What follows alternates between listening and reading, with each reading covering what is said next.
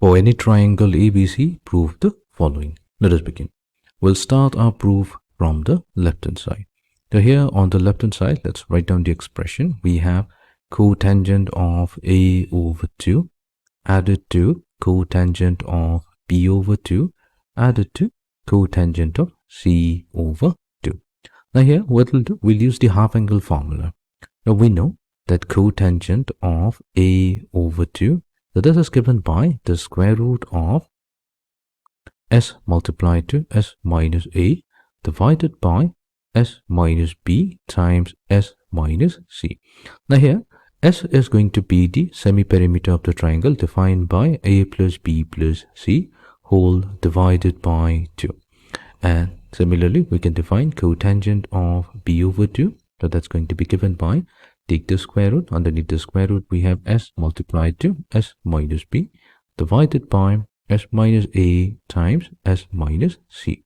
Now here, ABC in lowercase, these are the sides that are opposite to angle A, angle B and angle C of the triangle ABC respectively. And then we can also define cotangent of C over 2. This is going to be given by the square root of S multiplied to S minus C whole divided by S minus A multiplied to S minus B. So let's substitute this value on the left side, and now we have the square root of S multiplied to S minus A divided by S minus B times S minus C. That's cotangent of A. The cotangent of B is B over 2 is going to be S multiplied to S minus A over S minus, and this is B divided by S minus A times S minus C. Added to cotangent of C over 2, this is going to be the square root of S multiplied to S minus C whole divided by the product of S minus A and S minus B. Now what we'll do, we're going to combine these three terms. So we can rewrite it as, so here we have used the laws of algebra. Now what we'll do, we're going to combine the three terms. For this, we're going to consider the common denominator, which is going to be the product of square root of S minus A times square root of S minus B multiplied to the square root of S minus C. Now in the numerator, we're going to get square root of S multiplied to S minus A added to square root of S multiplied to S minus B added to square root of S multiplied to S minus C. Okay.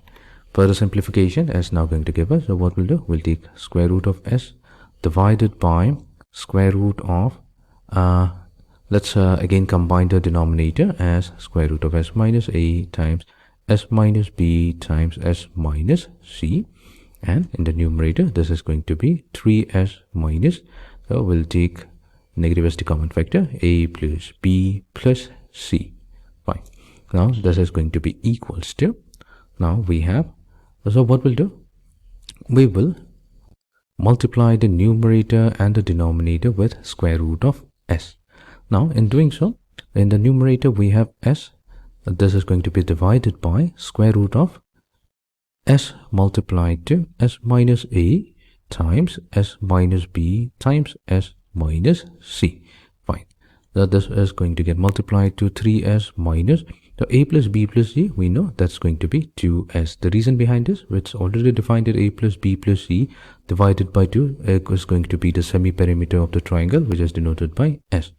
Now that means we have in the numerator S squared divided by, now this particular expression in the denominator, the square root of S times S minus A, S minus B, S minus A, this is nothing but the area of the triangle. Earlier, where delta is going to be equivalent to square root of S times S minus A times S minus B times S minus C. This is also referred to as the Heron's formula. So using Heron's formula, we can define the area of a triangle whose sides are given. Okay, so this is what the left hand side has reduced to. Now what we'll do, we'll go to the right hand side of the expression. So here on the right hand side, we have A plus B plus C over B plus C minus A whole multiplied to cotangent of A over 2. We'll try to show that it's also equals to the semi-perimeter square divided by the area of the triangle. Okay, let us begin.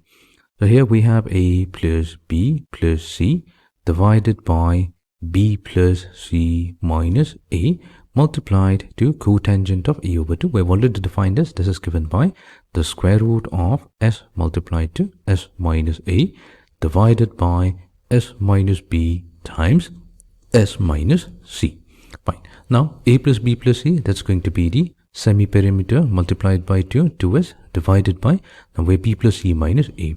So here we have a plus b plus c. This is equivalent to 2s. That is known.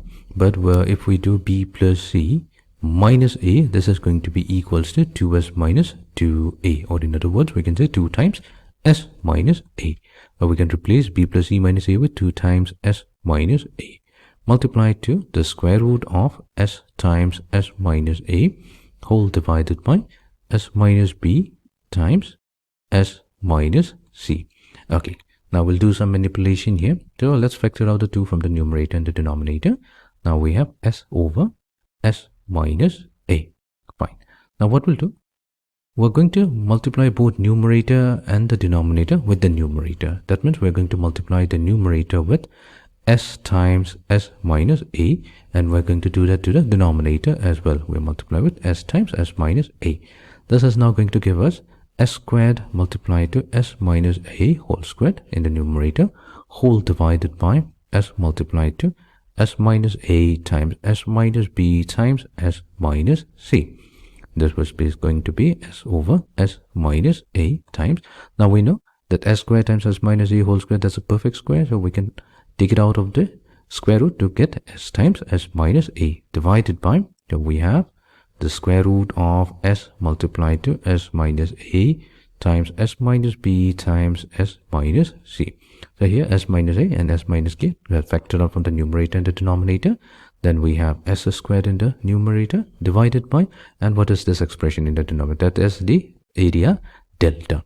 So we have successfully showed that, hence the left hand side of the problem equals the right hand side, hence proved.